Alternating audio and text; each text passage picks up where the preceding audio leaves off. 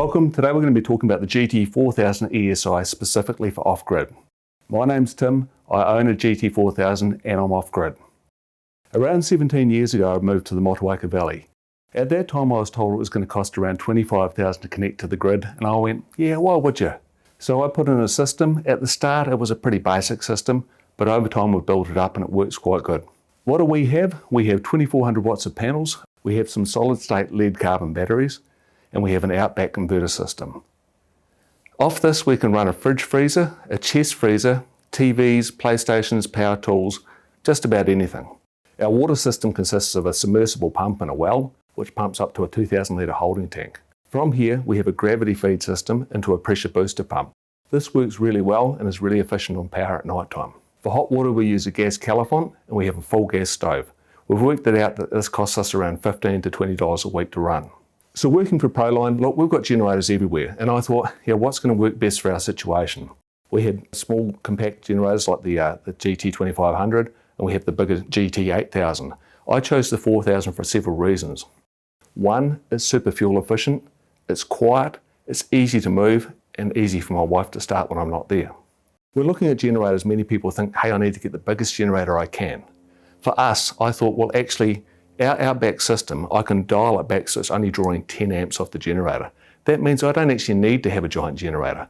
My batteries and my inverter are doing the bulk of the work for my house. The generator is solely for topping the batteries up. So dialing the generator back to 10 amps means there's 2400 watts coming into the house system, which is more than enough to charge the batteries on rainy days. In the past I bought traditional style generators, open frame generators or AVR, auto voltage regulator. These work fine, but connecting it to an off-grid system was a bit of a challenge. What I noticed was our system would connect to it, then the connection would break. So the lights would be flickering, I'd hear the inverter hook up, and then again it would disconnect. Hooking onto an inverter style system, it was instant. So maybe 15 seconds later it connected and it would stay connected. And it didn't matter whether I had the microwave running or the vacuum cleaner or whatever, that connection would stay in place. It was really smooth power. The other thing I noticed when looking at the wall, the lights weren't flashing, there was no flicker in the power, it was nice and clean. So one of the neat things about the GT4000 is it has a remote. The remote doesn't have to be direct line of sight, it works through walls. Our generator's around 5 or 6 metres from our house. It's nice and quiet. We can sit inside at night time and hit the push button on the remote when the batteries are getting down. It's awesome. 2-wire start. So for people that have a Victron, a Growatt, a Must inverter, or again some of the outback inverters, they can be hooked up to something called a 2-wire start. So a 2-wire start is exactly that. There's 2 physical wires coming from your solar inverter that go to the generator.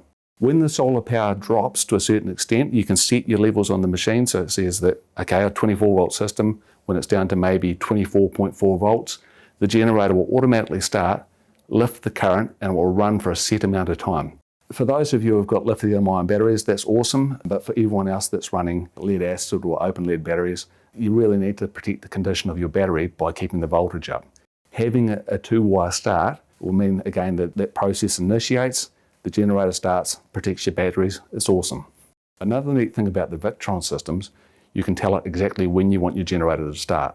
So yes, you can set it by voltage, but you can also tell it that there's sleep hours. So if you're in a caravan and you're next to some other people, you can tell it that maybe from 10 o'clock at night to 7 o'clock in the morning, you don't want the generator to start, even if the battery voltage drops below a certain level, which is pretty cool. So again, we bought the GT4000 around 2 years ago. We've run it this whole time. We run power tours off it. Last week I was doing a repair job on an old vehicle, working on my old Holden, and I had a 3 horsepower air compressor running off the GT4000, which is pretty impressive. Heaps of power. So again, why the GT4000? Bang for buck, these are awesome. So comparing it to the other big brand out there, I think let's blow it out of the water. They've got a 4-year warranty on it for domestic use. All the spare parts are here in New Zealand, so if something did go wrong, actually you can give us a call, we can get that part to you within a day or so. What more can you ask for? They're a great machine. Hey, thanks for your time, thanks for watching.